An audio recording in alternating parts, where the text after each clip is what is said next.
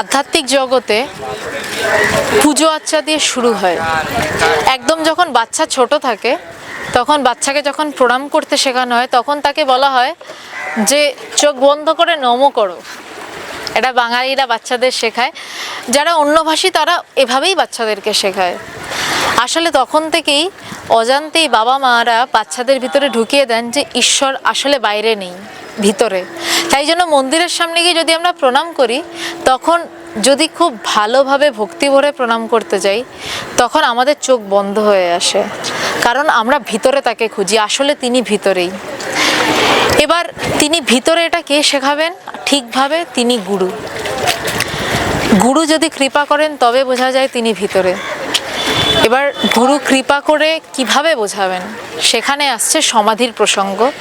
সেখানে অনেক রকম ভূমি আছে, আমি সব ভূমি নিয়ে কথা বলছি না, আমি কয়েকটা ভূমি নিয়ে কথা বলছি। তার মধ্যে 3 রকম সমাধি নিয়ে আজকে কথা বলবো, যেটা শাস্ত্রবিহিতভাবে বলা হচ্ছে। সেটা হচ্ছে প্রথমত ভাব সমাধি। ভাব সমাধিতে দর্শন হয়।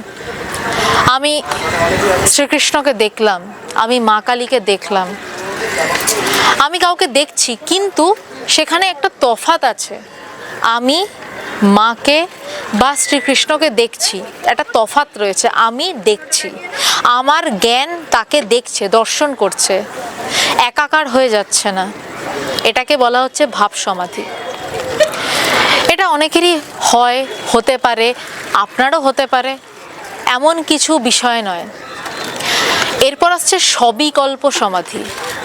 সবিকল্প অর্থাৎ বিকল্প আছে, সবিকল্প মানে বিকল্প আছে, বিকল্পের আগে যুক্ত হচ্ছে, মানে আমি দেখছি কিন্তু সেখানে আমি দেখছি, আমি আছি, দেখছি আছে, বা আমি ব্রহ্মকে অনুভব করছি, আমি বুঝতে পারছি ব্রহ্ম বলে কিছু একটা আমার ভিতরে অনুভূত হচ্ছে, আমি অনুভব করছি ব্রহ্মকে,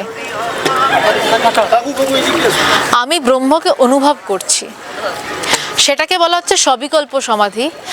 শ্রী রামকৃষ্ণদেব এটার একটা অসাধারণ ব্যাখ্যা দিয়েছিলেন। সেই ব্যাখ্যাটা বলছেন যে তিনি সেই সময়কার যুগের ব্যাখ্যা দিয়েছেন। বলছেন যে লণ্ঠন জ্বলছে, তার মধ্যে আগুন দেখা যাচ্ছে, আমি আগুনটাকে ধরছি না, আমি লণ্ঠনটাকে ধরতে পারছি, কাঁচটাকে ছুঁতে পারছি, আমার হাতে আগুনের তাপ লাগছে, কিন্তু আগুনে আমার হাত পুড়ছে না। ভগবান বলছেন, আমার গুরুদেব বলছেন যে 1 টাকার একটা কয়েন বা একটা পয়সা 1 বালতি জলের নিচে রয়েছে।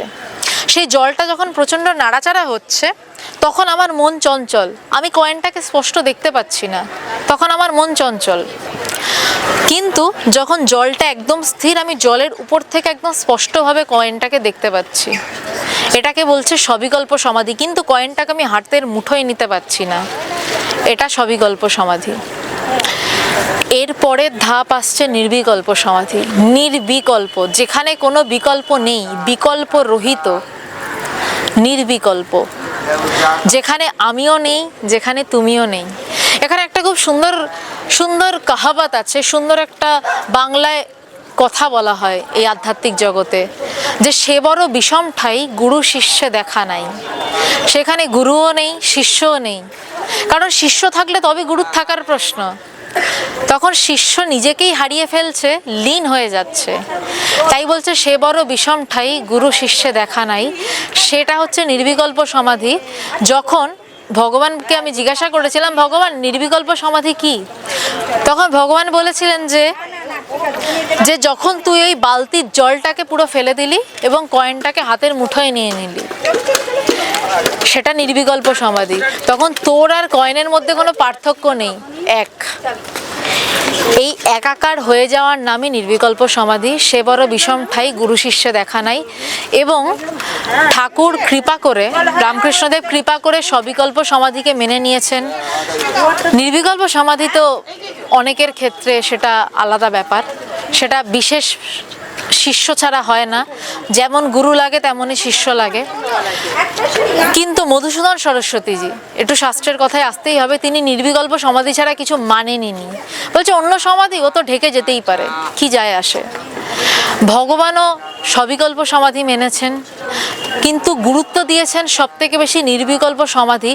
সমাধি আর জ্ঞান দুটোর মধ্যে তফাৎ রয়েছে, কিন্তু নির্বিকল্প সমাধি আর জ্ঞানের মধ্যে কোনো তফাৎ নেই।